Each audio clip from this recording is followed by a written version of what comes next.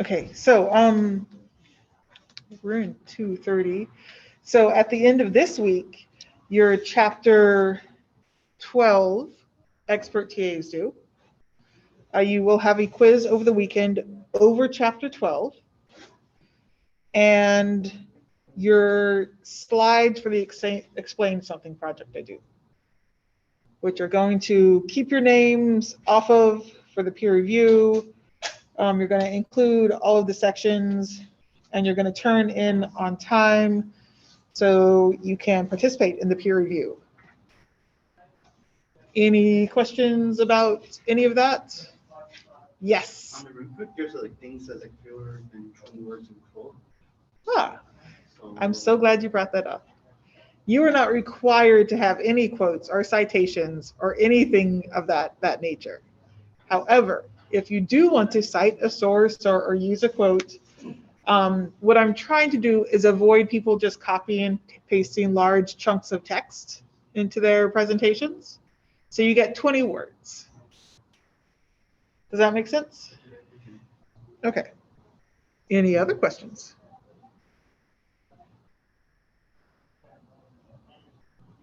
Okay, are we all good here then?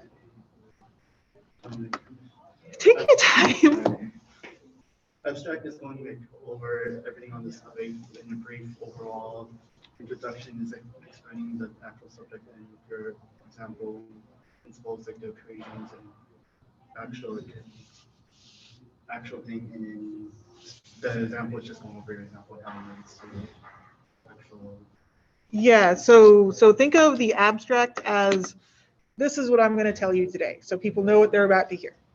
Introduction is a little more in-depth where, hey, this is the subject and it does like a lot of cool things, and here's why I found it, here's my background and how I found it interesting, so you're partially introducing yourself. Physical principles, as you said, my principle is current. Let me give you an equation, let me give you a definition, let me explain to you how it works. And then the analogy where you say, okay, here's my analogy, and so this is how I picture current. Seem okay? Good. Do you have another question? That's it. Okay. Excellent. So everyone is good with the assignments that are due at the end of the week. Okay.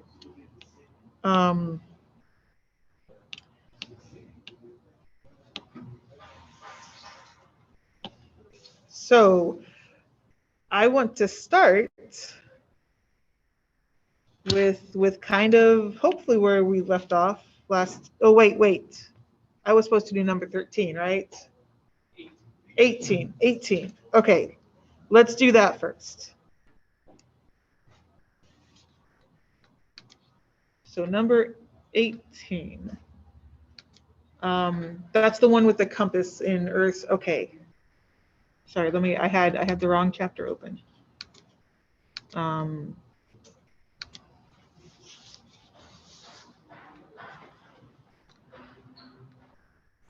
So this is from chapter 12, number 18, 12.18. I'm sharing, and I'm gonna put the chat up so you guys can tell me when people are talking to me. Okay, so we have a wire going from north to south. So we have a wire that's like laying flat in our classroom where the current, there is a current in it, but we might not know which way that current is going yet. And we put it out. Where are we? Which way's the ocean, guys? Yeah, which way's the ocean? That is it, that side of the room? Yeah. Okay. So like we literally have a wire where it's just laying flat like this. Make sense?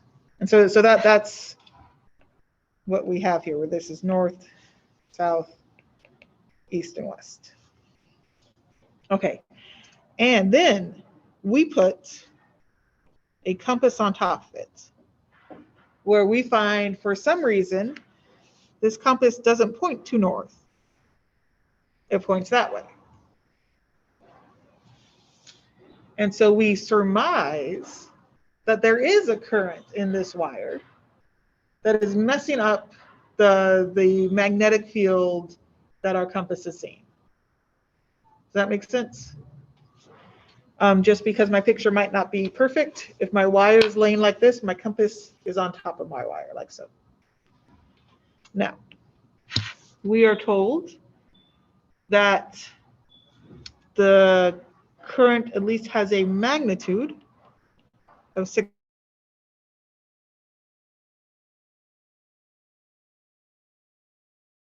5.5 centimeters above my wire. Sound good? Okay. We're also told that this angle right here is 30 degrees. Okay, so first, I'd like to figure out the direction of the current. So let's do two things. One, the Earth's magnetic field is pointing that way, true north. Which way is the magnetic field from the wire pointing?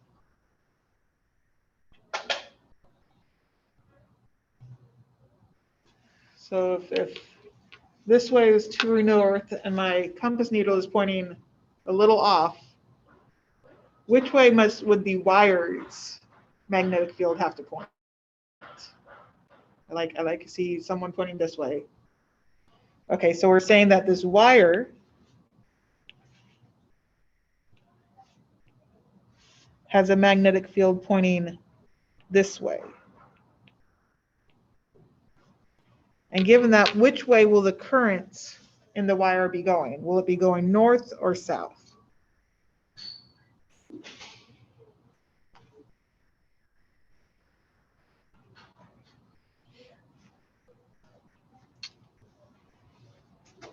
What do you think?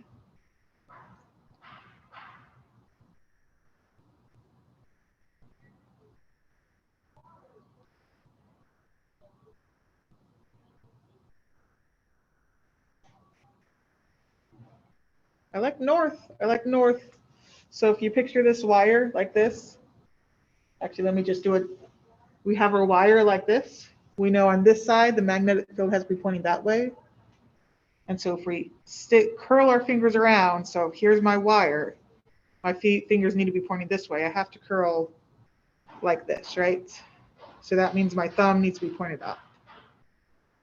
Because if it was the other way, my thumb would have to point down for my fingers to go the other way.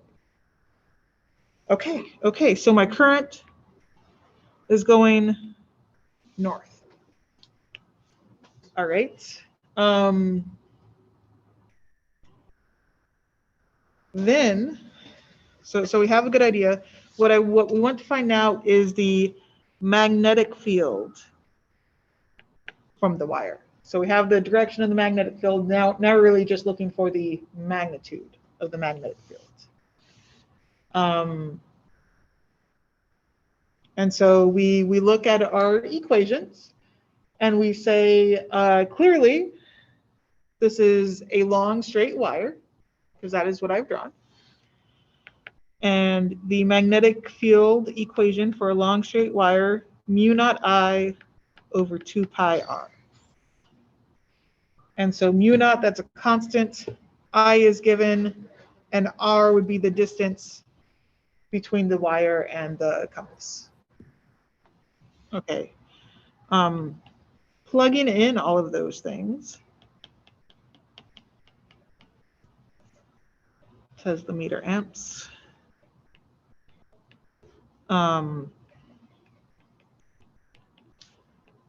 We do need to remember to convert 5.5 centimeters into meters. So if I have 5.5 centimeters, how many meters do I have?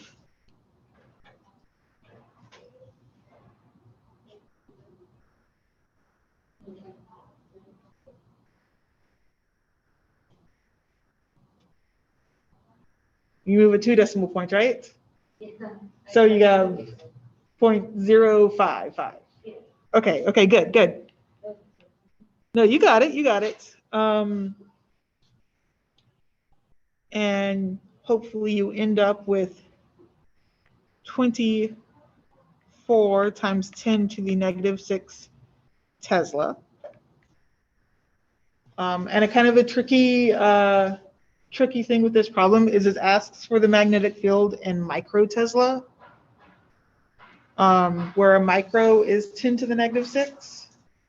So if you have 24 times 10 to the negative 6 Tesla, you have 24 micro Tesla. Okay, okay, good. All right, so we found the magnetic field of the wire. We found the direction of the current in the wire.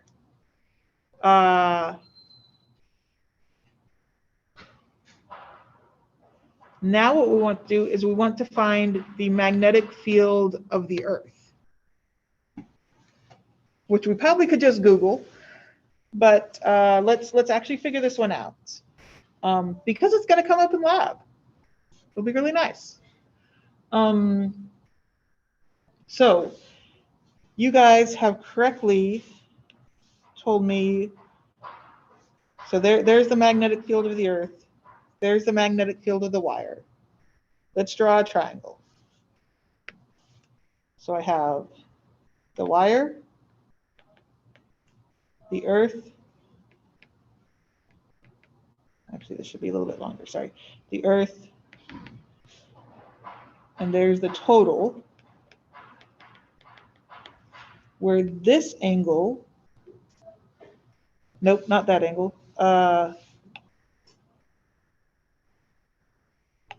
Let's talk about this angle. The angle right there, that's 30 degrees from the vertical. What angle is this theta going to be? 60. And in fact, I don't know why I drew that way. Let me go ahead and just go back and draw it so that angle is easier to see. There's Earth. There's wire. There's my 30. Okay, okay. So we have magnetic field of the wire, we have theta. How do we find the magnetic field of the Earth?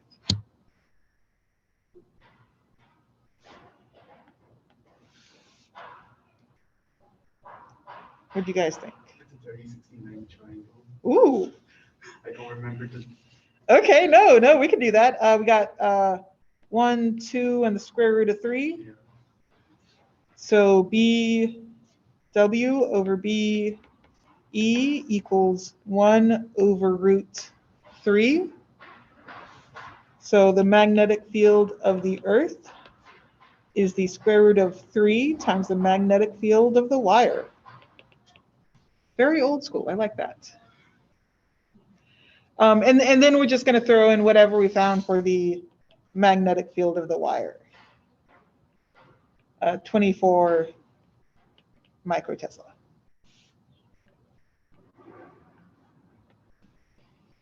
Sound reasonable? Okay. Which is about 41 microtesla. Okay. Okay, so this is the magnetic field of the Earth. I would like to stop for a second just because it's going to come up in lab, and I know 1 or 2 of you are in my lab. So we're saying in this person's room, wherever they're measuring, the magnetic field of the Earth was measured in microtesla. So if you're ever just going to, take out a magnetic probe and measure magnetic fields, even without any magnets around, you would at least get a few microteslas. Make sense? So if you're above a few microteslas, so if you're like, 100 microteslas, that's when you're starting to see something besides just the magnetic field of the Earth. Reasonable? Okay. Now, the next part, last part of this problem. Part D says we're going to increase the current to 10.5 amps. So this is going to go to 10.5 amps. And they would like to know what direction the compass needle will point now. So if we increase the current, do you think this red needle is going to go closer to north or further away from north? Further away. So yeah, we expect that angle to get larger, right? Would you expect the magnetic field of the Earth to change? No, because the Earth hasn't changed. So what we can do is we can say, okay, we're going to do this in two parts. We're going to have the magnetic field of the Earth, which about 41 microteslas. We know we're going to have the magnetic field of the wire, which we're going to calculate using our long straight wire calculation. And from that, we're going to know BE and BW. We can then find this angle. Valid? Okay. If we know the two magnetic fields separately, what trig function would we use to find that angle?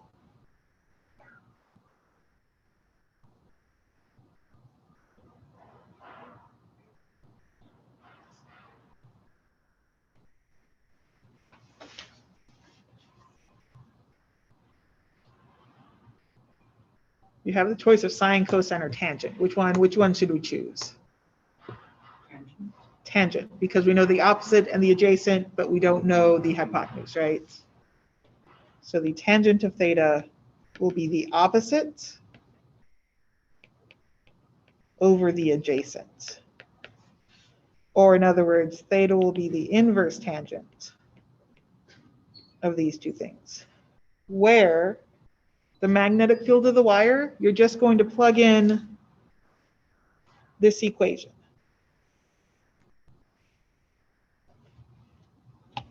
So mu naught I over 2 pi r.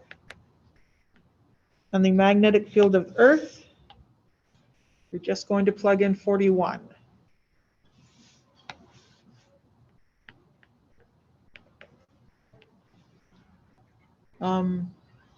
And yeah, at that point, just plug in your numbers. Make sure that you convert to microteslas on top, so they cancel out. The R doesn't change. The only thing that changes is that I. And for these numbers, you should end up about 43 degrees. Does that make sense? Okay. Is everyone kind of okay with this problem? Awesome. Awesome.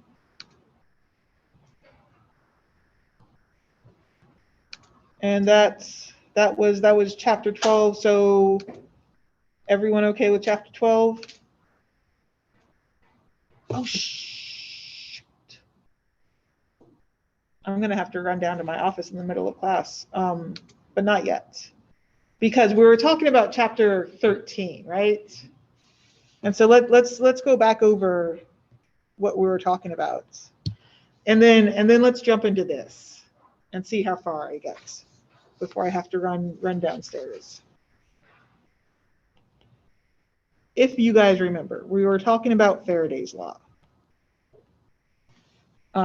which was if you had an area with a magnetic flux in it, and really anytime you have a magnetic field, you can like point at an area around it and say you have a magnetic flux. And that magnetic flux changed with respect to time,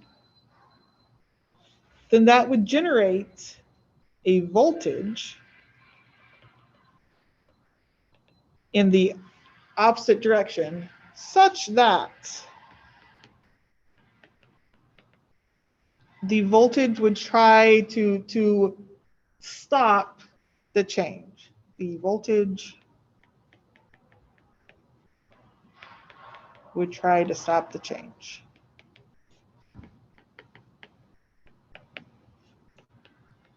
Okay. And so this is Faraday's law. How did I talk about how it would try to stop the change? Like what would happen that it would try to stop the change? Not positive?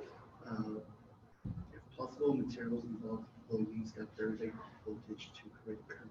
All right. Or create a conflict, stop change. Okay. So the way they would stop the change is that they would make a current. And that current would make a magnetic field.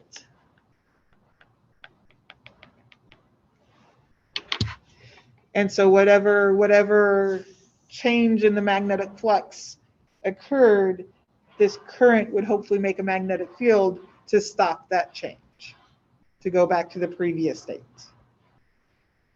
And so let's do, there's a few conceptual problems in here that would be good to talk about. There are a few numeric problems in here too that we're going to talk about. Do I have just conceptual? I don't want to do numbers yet. Here we go. Let's look at number 10, where I'm actually going to go, actually, let's look at number 11. I'm sorry, looking at number 11. So I have in number 11, a long straight wire carrying current in that direction. And then I'm going to have a loop up here, I'm going to call it A, that's going to go towards my long straight wire. And we would like to talk about the directions of the induced EMF on A. Sound all right? Okay, so step by stepping.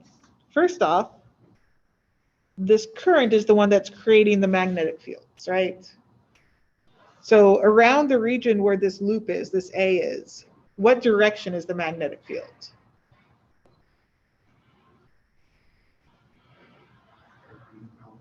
Coming out of the page. So this guy's making a field coming out of the page that is stronger close to the wire and less strong further away from the wire.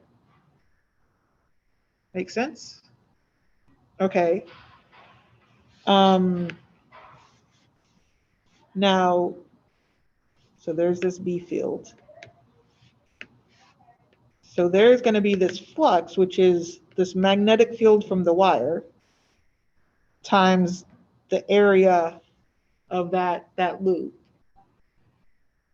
Is this magnetic flux going to be increasing or decreasing?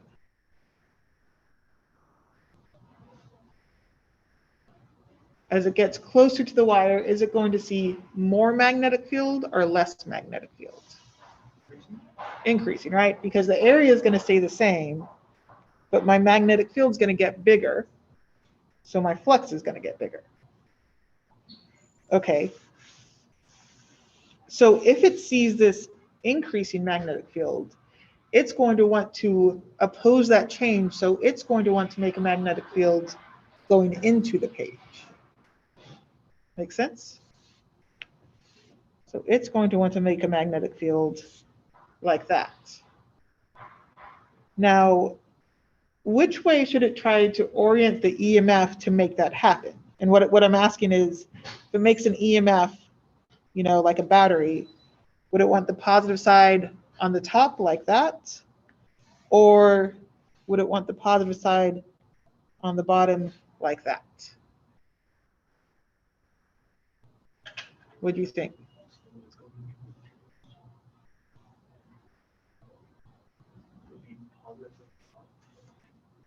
I like that. So your thumb's into the board, you're curling your fingers around in a clockwise direction, right?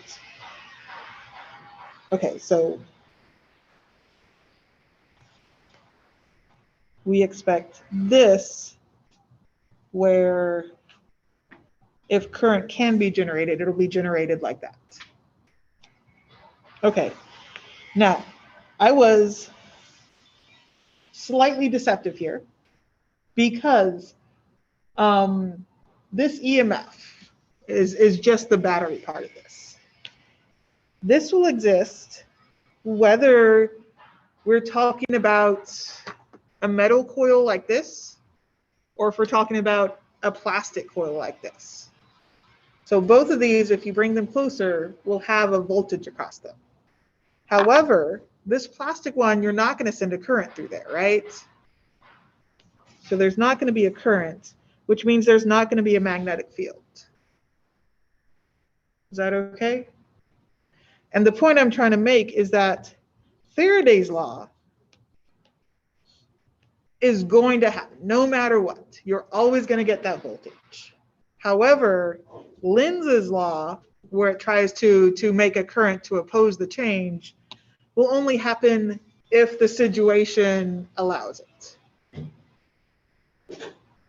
Okay, let me ask you another question. What if I had another, what if this loop kept going and it fell down past the wire and it kept, I lied. I'm just gonna take this loop and make it go up. There we go. Less steps. Okay, so now it's still on top of the wire. Is the magnetic flux through this loop going to increase or decrease now? Decrease, because it's going from a strong magnetic field to a weak magnetic field, right? So when the flux decreases, it starts with a lot of magnetic field out of the board, and then it sees less magnetic field out of the board. What direction will it try to make a magnetic field to oppose this change?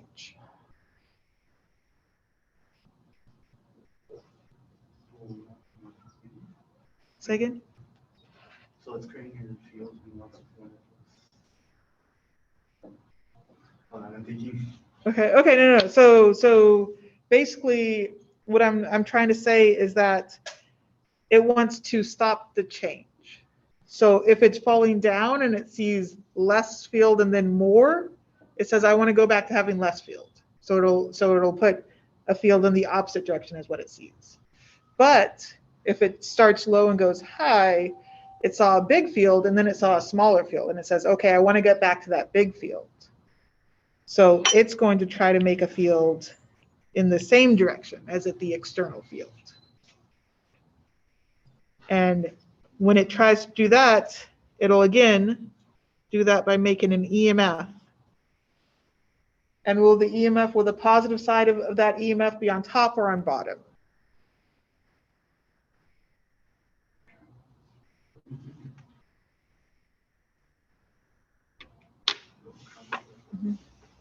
So yeah, it should be going around counterclockwise, which means you should see the orientation like that, right? Where it's going to try to send a current around like that.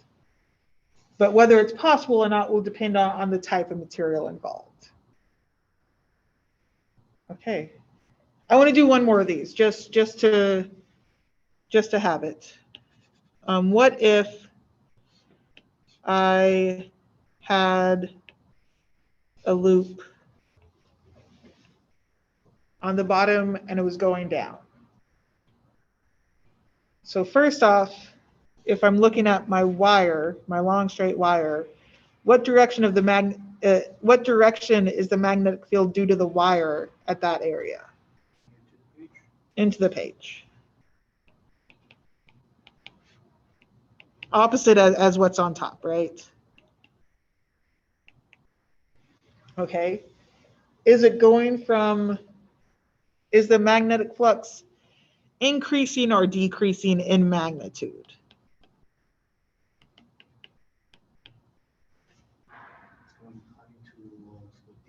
Decreasing. So this is getting smaller, and so this will get smaller as well. If it sees less magnetic field going into the board, what direction is it going to try to make a magnetic field? Would it be trying to go? Trying to go into the board. So it's going to try to do that.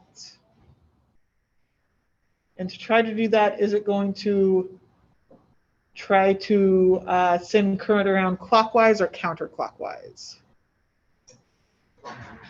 Clockwise. Yes, you'd be right. It's going to try to do. Am I saying this right? Yes, yes, I'm saying this right. No? No, I'm saying this wrong. Whoosh, clockwise. There we go. Yeah, that looks good. Like that. Okay, is everyone getting this concept? Because I can do like 20 more of these, but if you guys are happy, I'm happy. Okay, if you guys are getting this concept, let's do these demos. Let me set this up. So if you're online, this was the wrong day to stay home. First off. But we're doing this guy first. And here, let me stop sharing my screen so you can stop share. You can pin this as you wish. Okay, I'm ready. Okay, so let me tell you what this does. This plugs directly into the wall. So if you've ever stuck a fork in your socket, you know that it can provide a very high current, right? Okay. This right here is a solenoid with an iron core. And it says this guy's the positive one, there's the wrap. So it's wrapped like this. And so if it's wrapped like that, so what's it called? The current is going around this way.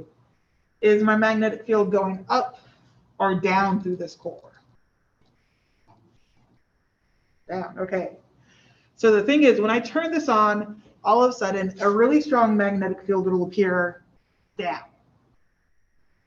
I'm going to put this copperish coil that's completely connected over here. What is the magnetic flux right now through that coil? Current is off. 0. I like 0 because there's no current, no magnetic field, 0 flux. All of a sudden, it will see a giant magnetic field down. What direction will it try to make a magnetic field? Up.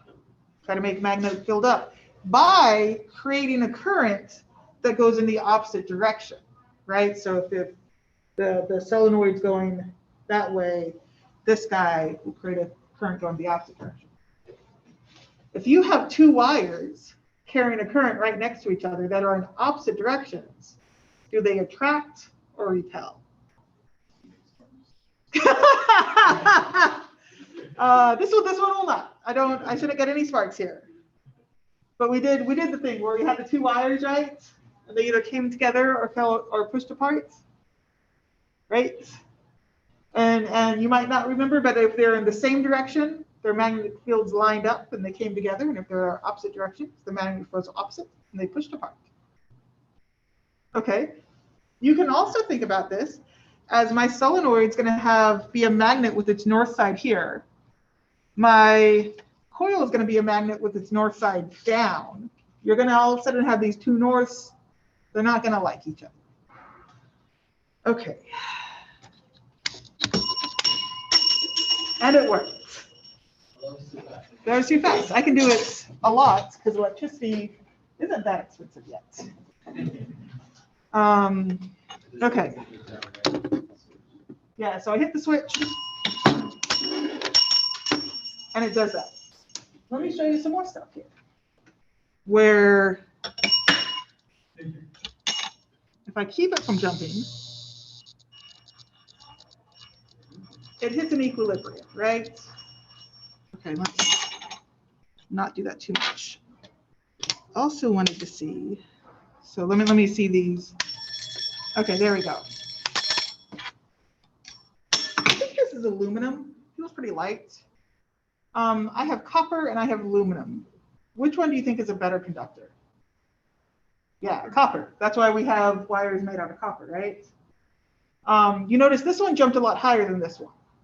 So while both of them have the same EMF across them, this guy was able to make a stronger current and make a stronger magnetic field than this guy. Also, if you felt this guy right now, it's warm because I've just been short circuiting it, right? My plastic, if I do the same thing with my plastic, what do you think is going to happen to it? Nothing, right? Because it's going to have that voltage, but it's just like if you touch a battery to this, it's not going to do anything, right? This has the EMF, but no voltage. Same thing if I put this one with a slit down the center. It can't carry that current. Does that make, yes? You get the same thing. If you can't make a loop, you got nothing.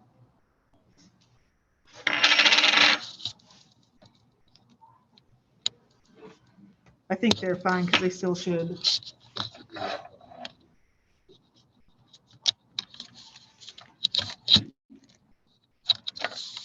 Whew. Okay. Come on, guys.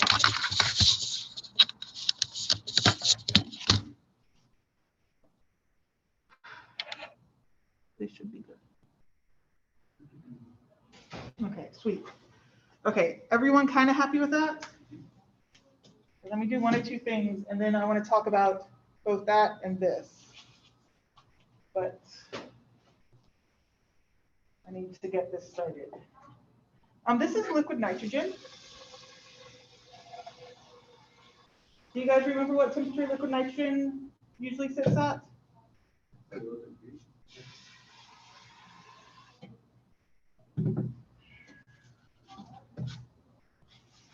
You should be telling me in Kelvin. No, nothing, theoretically nothing is 0 degrees Kelvin. You didn't bring me real tongs. You brought me tweezers. That's not gonna be super helpful. It's 77 degrees Kelvin. So in fact, in terms of coldness, you call that room temperature because it can exist at room temperature. I put the copper in there. Do you remember what happens when you cool down conductors? Does that improve their conductivity or reduce it? Generally, remember back to our resistance chapter, we talked about resistivity of objects. Decreases. So right now, it should have a lower resistivity. If I have a lower resistance, what happens to my current? V equals IR. My voltage is the same. Yeah. So it's like putting a smaller resistor in my circuit, right? So I'm gonna put it back on here. It's going to have the same voltage across it when I turn it on because the external current area that hasn't changed. But all of a sudden it has a much lower resistance. And I hope you note I got more height off that one. And so that's the difference. Yes. Why did you put a magnet in there? The other magnet would on top of it. Yeah, let's talk about that. And I'm glad I brought my camera. Yeah, so that's actually not what's happening. What's happening is that I have a superconductor. So This thing right here, it's a room temperature superconductor. So it's just a ceramic. And you only need to cool it down to 77 to liquid nitrogen temperatures to activate its superconducting state. Let's do this safely and not foolishly. Man, I did not. It doesn't matter. Nitrogen doesn't matter. I've gotten too many blisters to really believe that. My other professor, he would just score them. I'm gonna end up doing that. I just don't want to burn myself before I do that. I'll do something too entirely stupid.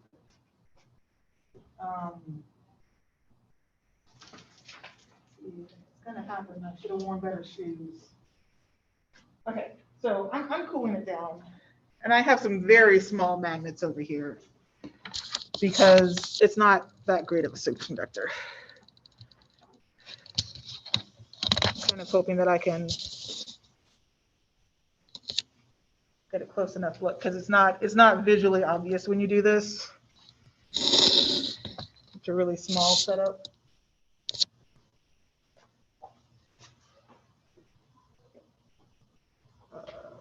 From this.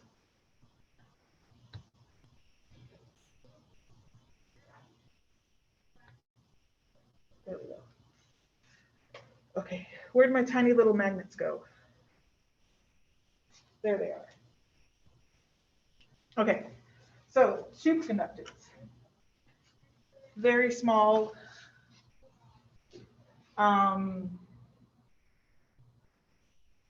When you get them into their superconducting state, they have zero resistance. And that's not, I'm not saying just like small resistance, I'm saying zero resistance. So when you expose them, I don't know if I'm going to be able to get this done right. When you expose them to a magnetic field, they should just float because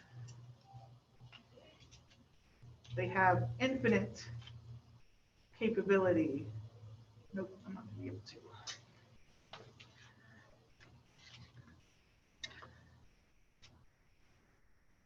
You know, I wonder. Yeah, I wonder if I could just do that and not break this too badly.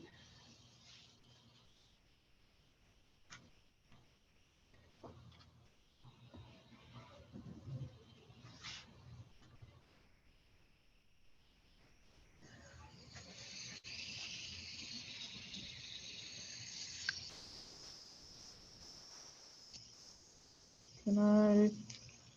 Oh, okay, I'm getting somewhere. Okay. This might be a thing where you guys get to come up after class and see it because now I have it working.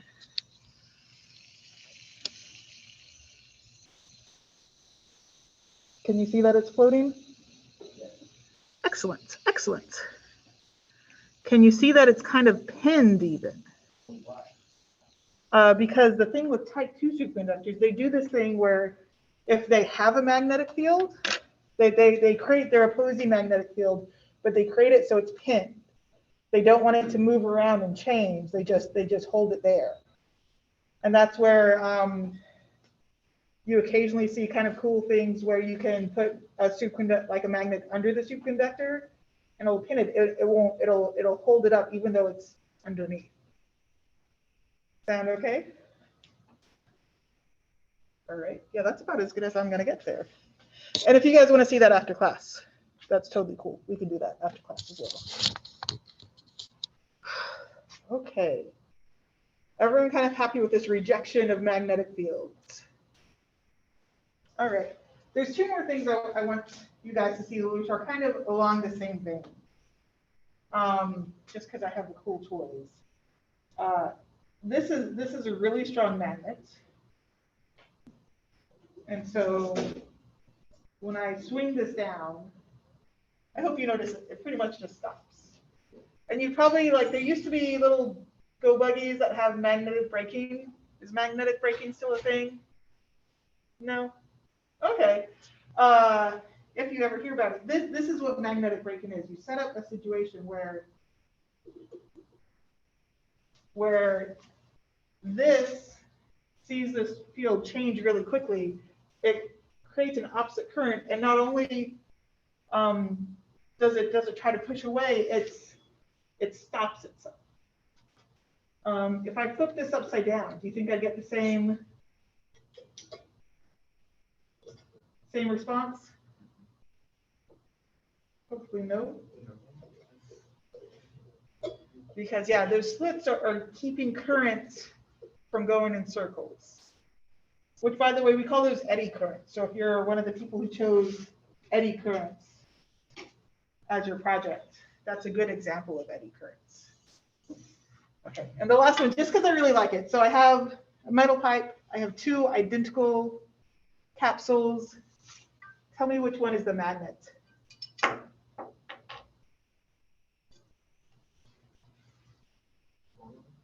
The slow one. Because again, it's making that magnetic field to try to oppose the falling. So it goes aluminum, cheap pipe. Yeah, any conducting thing will work. Some work better than others, of course, but conductors, they're great. Sound awesome?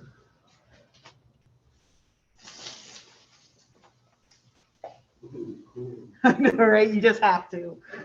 Okay, I'm gonna move this. I'm just gonna put that in the center there. And yeah, if you guys want to see the superconductor up close after class, we can totally do that too. Okay. All right.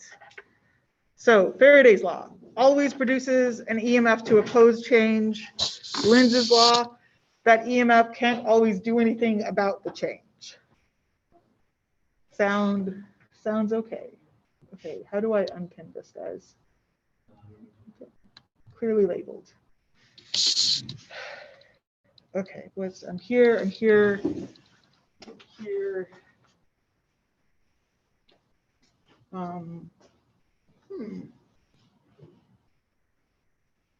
You know what? Given that I forgot my notes back in my room, and we have 25 minutes left, let's do a couple homework problems, and then we can come back on Tuesday and talk some more theory. Okay, homework problems.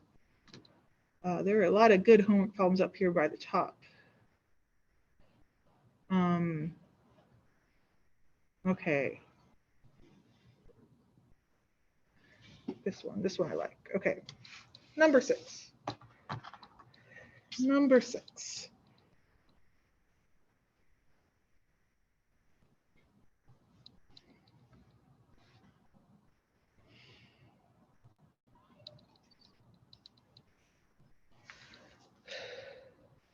And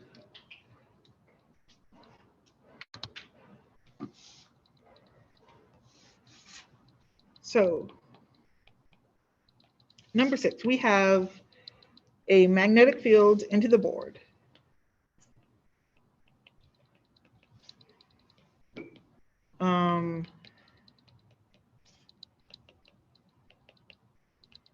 Like so.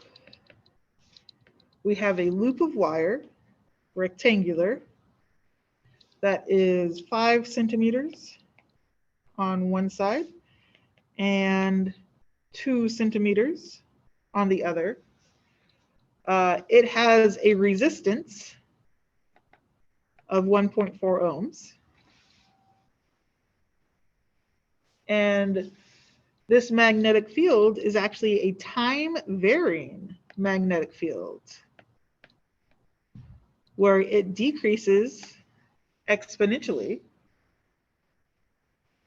so that its initial value is 1/4 Tesla, which, as I hope you guys are getting at this point, is huge. And its time constant is 200 inverse seconds.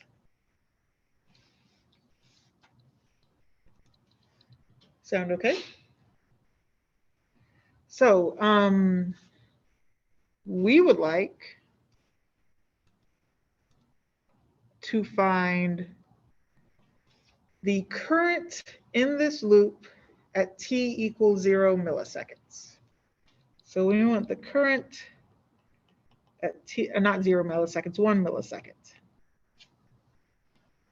Okay, so first off, let's get some basics down.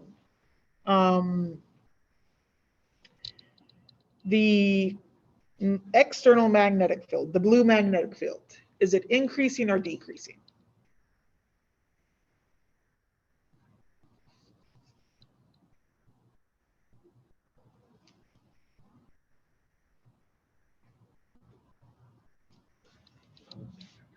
You should be looking at this equation. It would be decreasing because that's an exponential decay, right? So it's going to go down over time. Okay. If the external magnetic field is getting smaller, what direction does the current want, does the loop want to make a magnetic field in?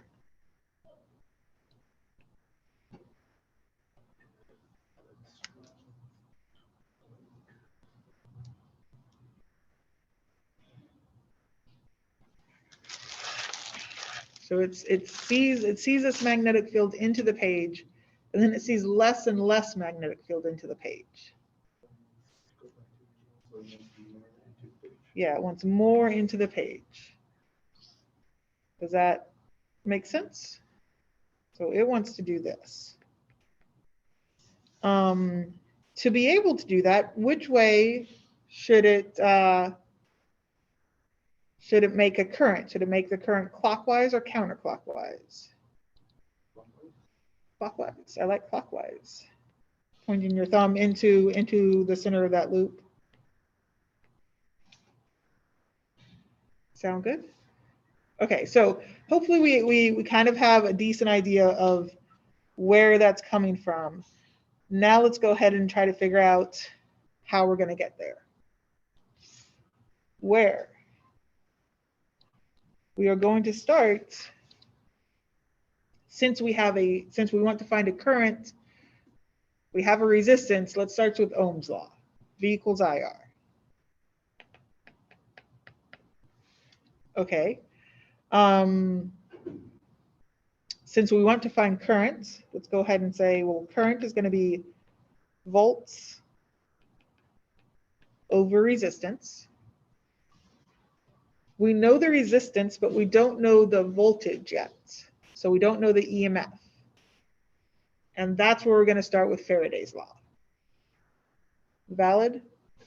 Where an EMF equals the negative rate of change of the magnetic flux. We're not really so much going to care about that negative sign since we already figured out our directions. So I'm going to drop it immediately. But let's look at that flux. Flux is B dot A.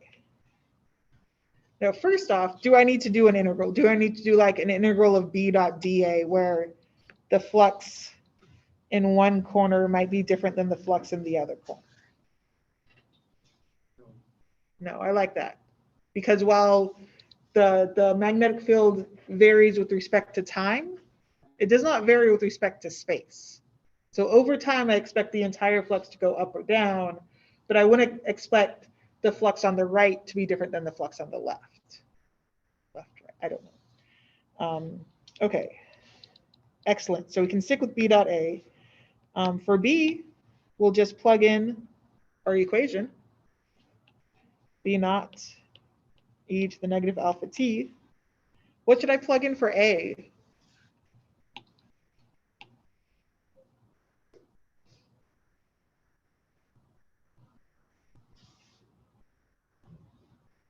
How would you find the area of that loop? 2 times 5. I like that. Let me just call this like length and width so I don't have to put in numbers. Okay, so I'd have length times width. Do I need to worry about a cosine of the angle between them? No, because yeah, my area here is either coming out of the page or going into the page. I'll put it going into the page just so I don't have to worry about it. Okay, that looks pretty good. So now we're going to take this, we're going to plug it in right there, and we are going to take the derivative of it. So our EMF, I'm dropping the minus sign because I don't care about, because we already did the direction. Is my B naught a constant or a variable? Constant, because it was just, you know, the initial value, right? How about my L and my W? Constants or variables? Constants. Okay, B naught LW. Now I just need to take the derivative of e to the negative alpha t. What is the derivative of e to the negative alpha t?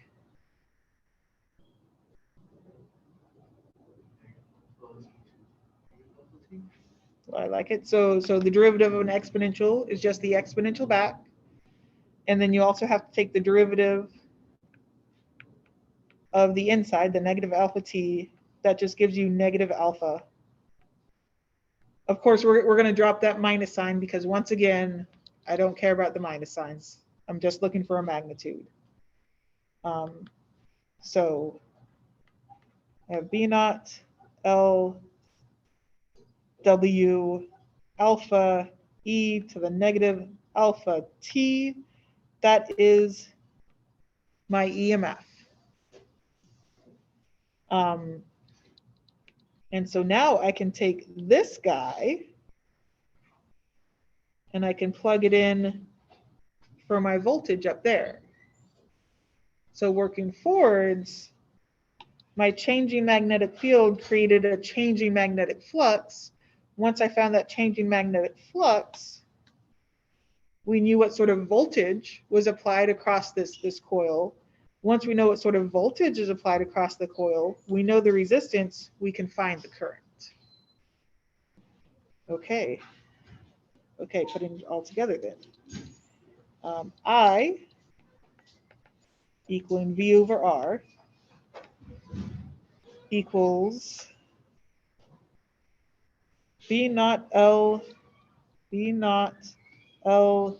W alpha e to the negative alpha t over R. And so at this point, all you have to do is plug in your numbers. So I have a quarter Tesla for B naught. My L was 5 centimeters or 0.05 meters. 0.05 meters. W 0.02 meters. Alpha was 200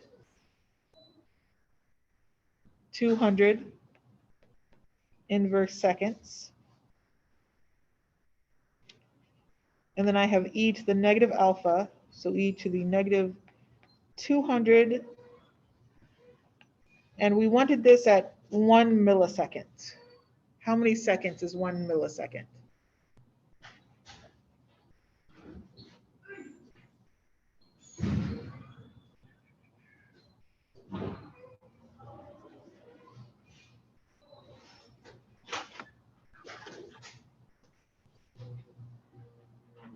You got it. 0.001 seconds. And that's all over the resistance, which was 1.4 ohms. Okay. That would give you about 0.03 amps. Okay. Did that make sense? All right. If that made sense, could you easily figure out what's the current at 20 milliseconds?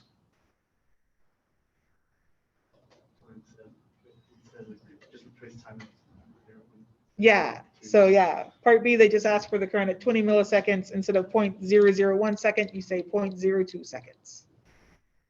Valid, awesome. And hopefully you'd find a much smaller number because exponentials drop quickly, so they change quickly at first, and then they kind of settle out. So you'd see a big change at first, and then not such a big change later. And I think I also have time to do number 5, which is a good one to do because I want to talk about rates of change. So number 5 gives you a graph of magnetic field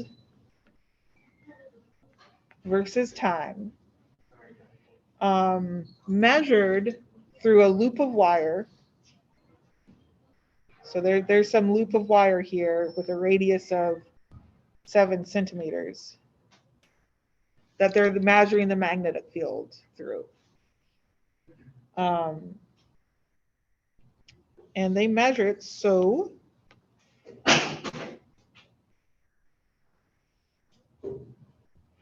that over the first 2 milliseconds, it goes from 0 to 3 milliteslas.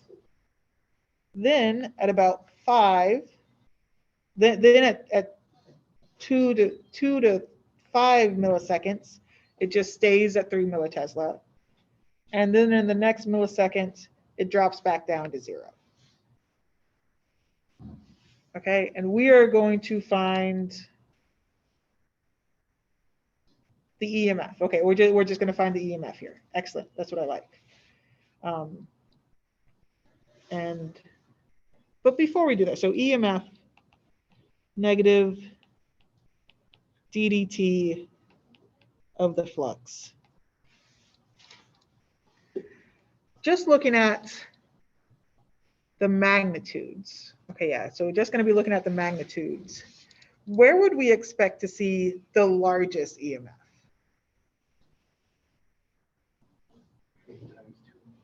Say again? Ooh. Ooh, so let's talk about this. That's where the largest magnetic field is, right? And so that'll be where the largest magnetic flux is.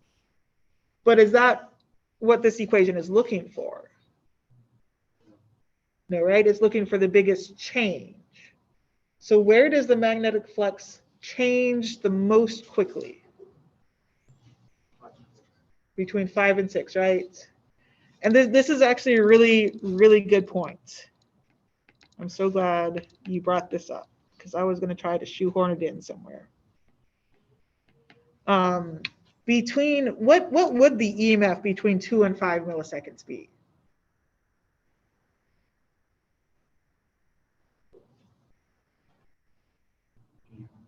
Yeah, what sort of voltage are we going to get when we take the time derivative of the flux between 2 and 5 seconds?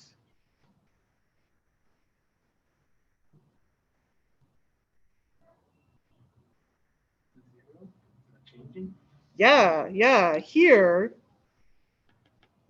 the EMF will be 0.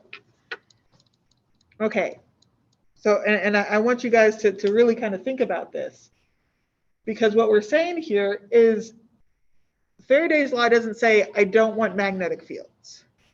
All it's saying is I don't want this magnetic field to change. So even if you have a really big magnetic field, as long as it's constant, you're not going to see a Faraday's voltage.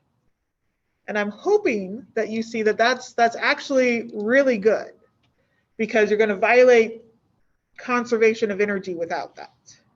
For example, if I had a magnet and I just brought it near a loop of wire and left it there, I wouldn't expect that to generate current forever, right?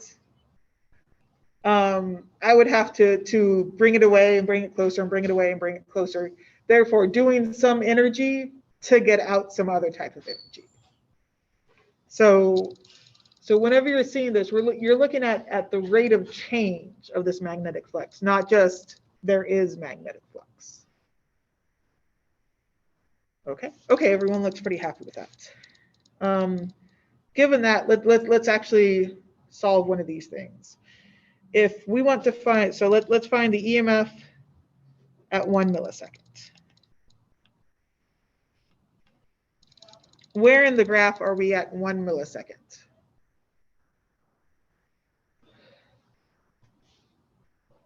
Probably at the 1, yeah. I don't know. 1. Okay. Let's do a few more things before I ask you to find the slope of that line. So we have negative d dt of the flux. And the flux is B dot A. Remembering that the area we're talking about is this loop of wire. What should we put in for the area of a wire? An area of a loop. Circular loop. Not 2 pi r, but close. Pi r squared. You got it. Nope. Circumference, area. Gonna keep it straight. Okay.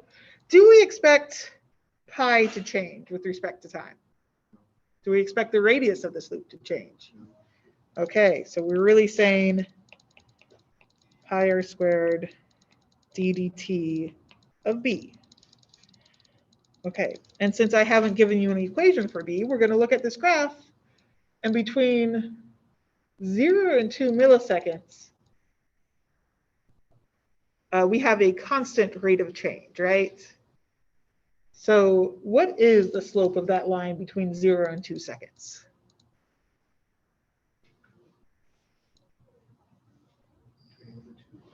Three over 2? A rise of 3 milliteslas, a run of 2 milliseconds? Everyone pretty okay? So we have pi r squared, 3 millitesla over 2 milliseconds. And since we're actually calculating a number here, it's convenient that our millis, which are just a shorthand for 10 to the negative 3, cancel out. And yeah, then we're just going to plug in our numbers here. So we have pi, we have the radius of 7 centimeters, which hopefully we are very comfortable at this point converting to 0.07 meters. And we have 3/2 Teslas per second, which hopefully will convert nicely. Oh, that's squared. No, okay, there we go. That makes more sense. 23 times 10 to the negative 3 volts, because an EMF is a voltage. Okay, everyone good there? Okay, I'm about to call it. Would anybody like to ask any questions before we're done? Okay, I like it. Online people, are you guys okay?